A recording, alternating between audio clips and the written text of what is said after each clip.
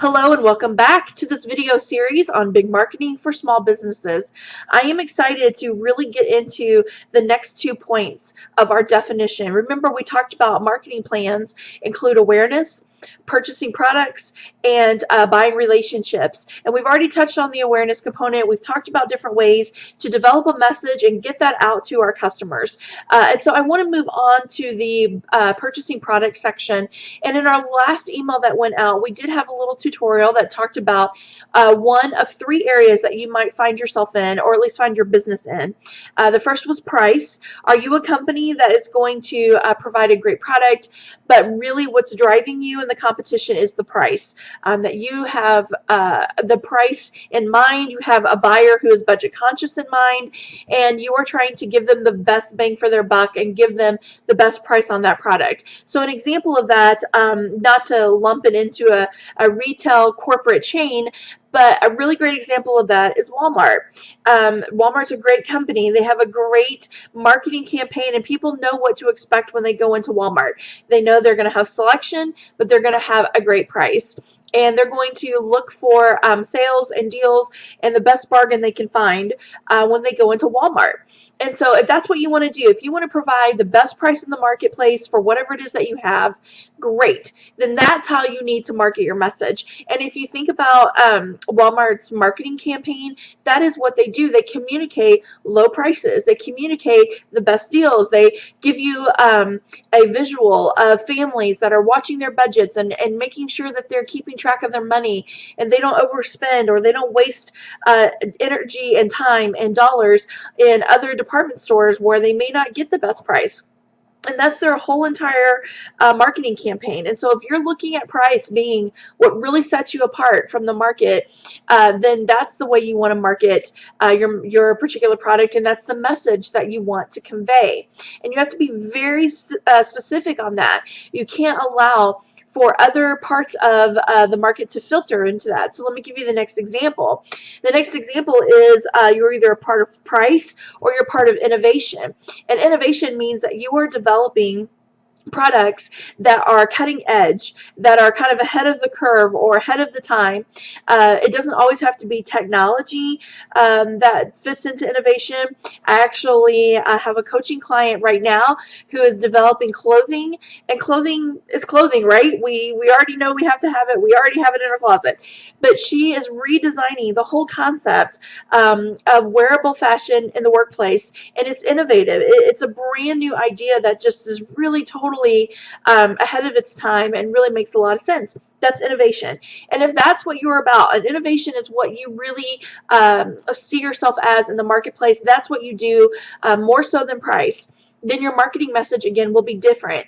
You're going to have an advertising campaign that is modern looking, that has modern fonts and images and shows young people in your visual aids. It's going to be that really fast-paced, cutting-edge message that's going to connect people to not only what you do, but what it looks like. So you'll have that message that's catered for that innovative marketplace.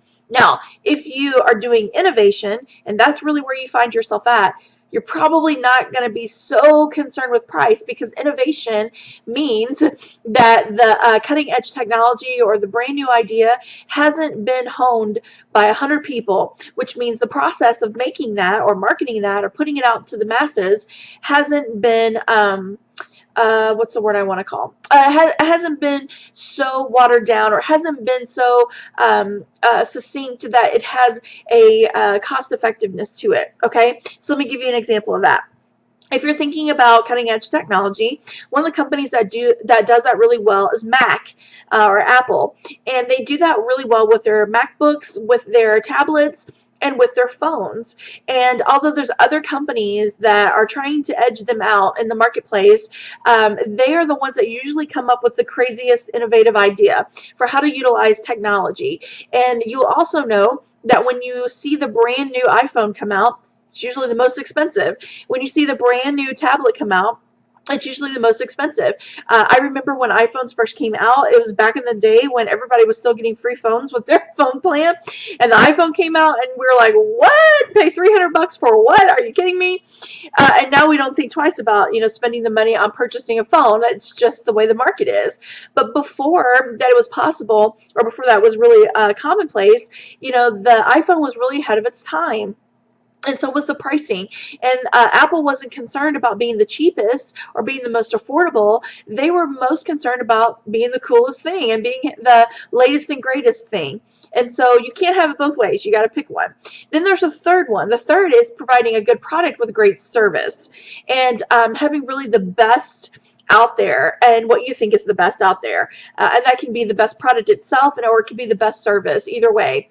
But again, those kinds of things don't necessarily mean that you're going to be the best in innovation and the best in price.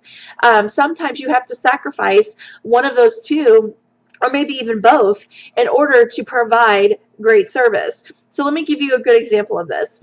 There are 101 different automated ways to reach out to a customer database, whether it is working on just collecting reorders, whether it's sending out an e-newsletter. There's all these automated ways to reach your customer database. And we obviously utilize, hey, can you guys see my new little puppy back there? Oh, there he is running around. Okay, anyways, working from home, so it comes with little extra friends who want to join in the video. Come here, pumpkin. Oh, pardon me just a second. I have to introduce her. This is Musha. This is my new baby. Okay, now go play. All right, so back to work. Anyways, so as you're working on developing this really great product, you may have to sacrifice innovation, and we do that in Revision. We utilize, obviously, technology in order to get our message out, but I still sit and write handwritten notes to my customers. Is that innovative? Is that cutting technology? Absolutely not. That's way old school. But for me, that personal touch is more important than having the most jazziest email newsletter that goes out. I want to still provide that personal touch and that really special connection with my customers. And I sacrifice some time and I sacrifice that innovative idea in order to provide that level of service and that personal touch in my business. That's important to me. And I feel like what makes us different in the marketplace is that we do have that personal connection with our clientele. And so for you, it can be the same way. Maybe that is where you find yourself. And a lot of my clients and a lot of women-owned businesses, that is where they fit in at, because they are trying to make a difference in the marketplace and they haven't been treated well, or they haven't been given quality products, and they're looking for ways to change that for their customers. So another example is Cadillac. I love the campaign idea or marketing campaign with Cadillac. I don't drive a Cadillac, probably will never drive a Cadillac, but when you see the Cadillac name or you see the Cadillac commercial, exactly what to expect. Do they showcase a family with toddlers and to-go bags in their car that are, trying to race off to the soccer field? And no, that's not their advertising campaign. They're usually, they showcase their automobiles at night on super shiny streets that are wet, that has that really awesome reflection, and they're in a big city with lots of lights. They usually stop in front of the latest and greatest restaurant or the coolest club, and the people get out are like dressed to the nines, like they just came off a runway. It's beautiful people in a beautiful place getting out of a beautiful car, and they portray this over-the-top, super, super glamorous lifestyle. And that is what they do. And so that you're not going to go and get a $15,000 vehicle from them. You're not going to go get this economical deal when you work with them or you buy their product. You know that you're going to pay more, but you're getting what they consider the best product out there, the best service out there, the best luxury out there. And so I share those examples with you because you have to pick which one is going to be your focus. It doesn't mean that you can't have the other two as an influence in what you do, but it cannot be a forerunner. You can't have all three of those as a forerunner. What happens to a lot of small businesses is that they try to market themselves as the most affordable option.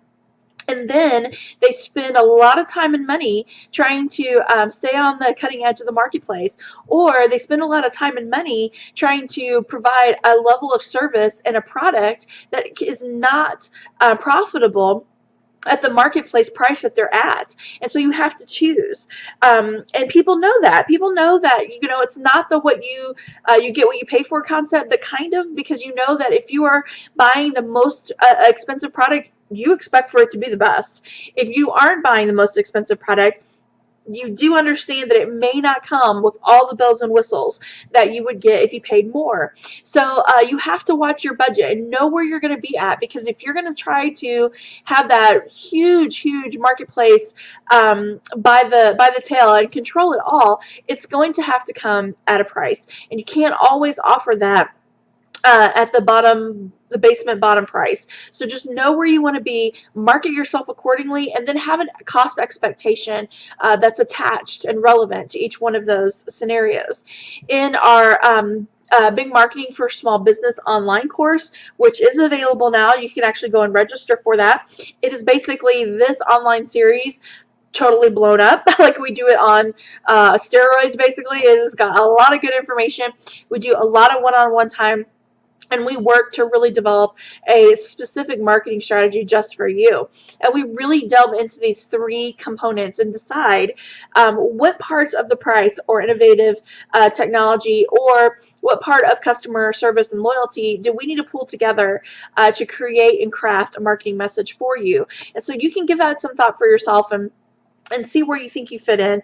And even if you already are a part of a business that sort of has a pre-packaged marketing option for you, you can still communicate that through your personal messages. So I'll give you a quick example, and then we'll move on to our next topic here. But I just happened to have a lady who's a part of this course email me with some clarification on one of the last videos, and in it she gave me her "I'm in the business of" statement, and I was giving her some feedback on that. And in doing that, I challenged her to figure out a way to incorporate that in her marketing messages. Now, she's in the direct sales field, and the direct sales company that she's a part of already gives her marketing. They give her a website. They have a brand name that people recognize, and people know what they're about. So is she going to take the world by storm in her advertising campaign? Probably not, because they provide that for her. But that doesn't mean that in her own personal Facebook page, or in her own personal notes to her clients, or in her emails, or even in her face-to-face appointments, that she can still communicate those messages, and to let the marketplace know that, hey, I'm not here just to sell a product. I'm not here just to make a dollar or recruit a team member. I am here to be, and then whatever she's in the business of. And so, you can do the same thing no matter what kind of business you do, what kind of business you're operating. So keep that in mind, because it really should be the thing that shapes and transforms your marketing scheme and your marketing plan. So you're not just running after every opportunity out there. You've got a target that you're trying to hit when you're developing that marketing. And ultimately, that's what's going to drive the purchasing for your products. When customers know where you're at and how you fit in the marketplace, they know where to find you, and they know what to expect, then they buy. It's the confusion part that keeps them wondering if they can sink their money into whatever it is that you have to offer them. A confused mind never buys. An overwhelmed woman will never make a decision. So you have to keep it simple and know where you're at and know what you're in the business of. So today I want to talk about driving the purchasing part. Obviously, again, that's where we need to make our money, and that's important to our business, is being able to transform those customers that are just finding out about us and hearing our messages. We want to transform them into paying customers that are helping to make us money, and we're providing them a product. So first thing I want to talk about is blogging. There is a lot of great training about blogging. There's not so great training about blogging. But I really challenge my customers when we go through a coaching program. I really try to challenge them to work on blogging. When you do a blog, it allows for your customers to be informed about what you do, informed about the product you provide, how to use it, how to get the most out of it. And more than anything, it allows you to be the expert in your marketplace. And that builds trust with potential customers. It makes you look like you know it all, which is great because they want to be able to come to you and know that, hey, if I'm looking for the latest and greatest in fashion, I can go to this gal. She knows what she's talking about. If I'm looking for information on how to take better care of my body, I can go to this gal. This is what she does. And her blog isn't just about her products, but it's about all these other things that I can do to take care of myself and to feel better. That blog becomes your basically conversation, your online conversation with everyone who comes to your website. And so the one thing that I see a lot of small businesses do is they put together a Facebook page or they put together a website and they launch it, and then they just kind of sit back and they wait for people to click on their site. And then when they go to their site, they probably will check on it because it's a new thing, right? They want to see it. But then when they get there, what are they doing? Maybe buying, maybe not, but they're just on the site. We need to engage them somehow so that if they're not buying customers, at least they're communicative customers. And we can at least start talking to them through our blog about who we are and what we do, and more importantly, what is going on in our market. So the blogs are really easy to do. If you already have a website that exists that you built or you had someone build for you, more than likely there's a already pre-made blog option that you can easily tap into. If you don't have that option, if you have a website that's done for you by a corporation, or if you don't have a website right now, there are a ton of online blog options that don't cost any money. Whether that's with WordPress or with Blogger, you can go on and set that up at no cost. And basically, they kind of do all of the formatting and everything for you. You just sit down and type. And then share that blog with your followers on Facebook or social media or through email. There's really great ways to do that. So don't let that intimidate you, because you can do it. And if you want some help and clarification on that, just email me. But if you're blogging, you're giving them a chance to come back to your site. If you put a blog up once a week, and each week they know that on Wednesday I can come to this site and learn about health and beauty tips, how to take care of my body, the latest and greatest product that they're offering, whatever sale you have going on. If you're in cosmetics, techniques for applying eye makeup, how to cover a blemish. I mean, you know, all of these great little tidbits.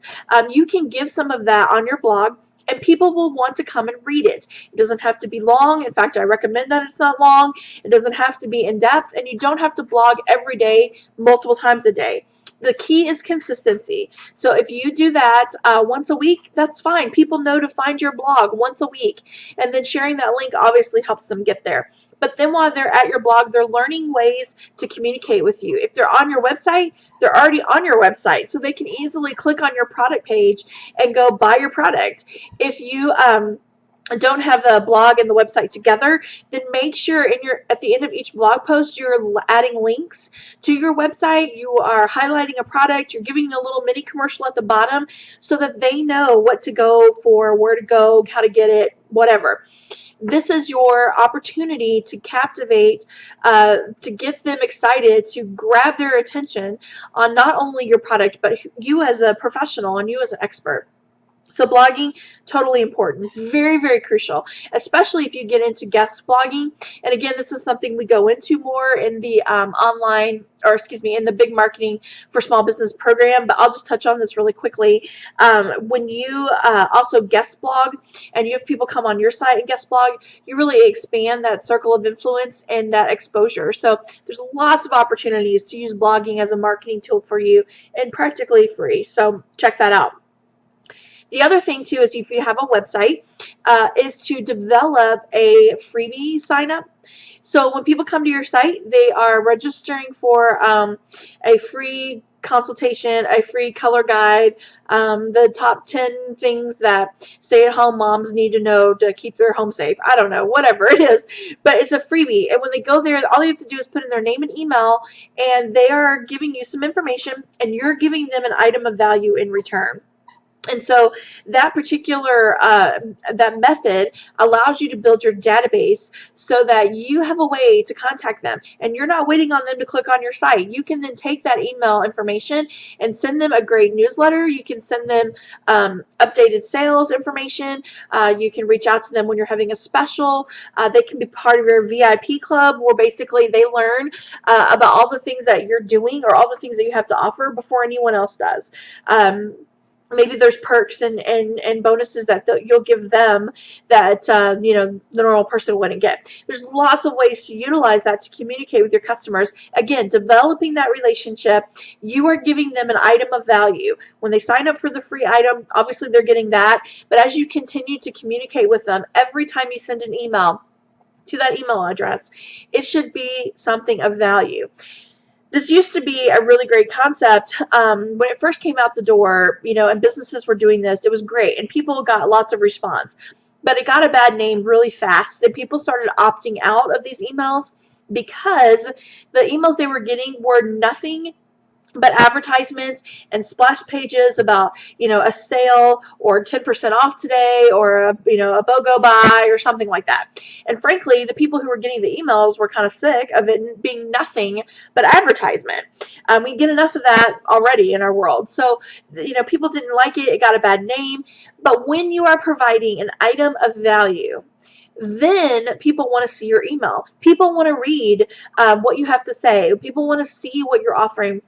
For me and for Revision, what we do when we send ours out is it's usually obviously on building business, because that's what we do, and it's great links to other articles that can help them with other great professional agencies that do good work to help build business. It helps them network with other women in business, gives them great valuable tips that they can implement. They're not having to pay for that. They don't have to sign up for a coaching program in order to get that information. They're getting something that can help them and be beneficial to them without having to pay for it. Those are the emails that get read. Those are the emails that get your customers clicking and going to your site and seeing more about you and purchasing your product. So this is like the first step in developing those buying relationships as you move forward. So we're going to get into that in our next video and later videos. But I want to introduce this concept to you now because I want you to start thinking about those purchasing options. So in this particular email that I'm sending out, there's also a link, an item of value, to a particular article that I really like. It's by Entrepreneur Magazine, and they're talking about how to leverage your product page to get and entice customers to buy. And so if you have control over your product page, this is a really good read.